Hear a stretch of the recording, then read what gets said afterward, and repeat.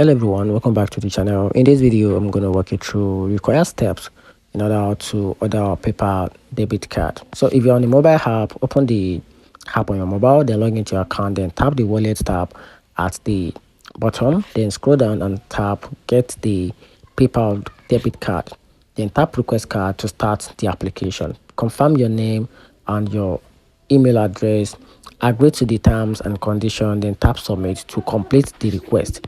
Then if you're on the website, so open the PayPal, then log into your account. If you're on the website, then click PayPal debit, click PayPal debit card, or go directly to the paypal.com/debit card, then click get the card.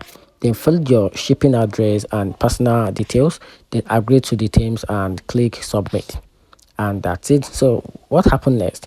Approval is usually instant, so the card ship is in 10 to 7 business days. Once it arrives, activate it via the app or the website, and that's it. Find the video helpful, turn on the vision button and subscribe for more. Thanks.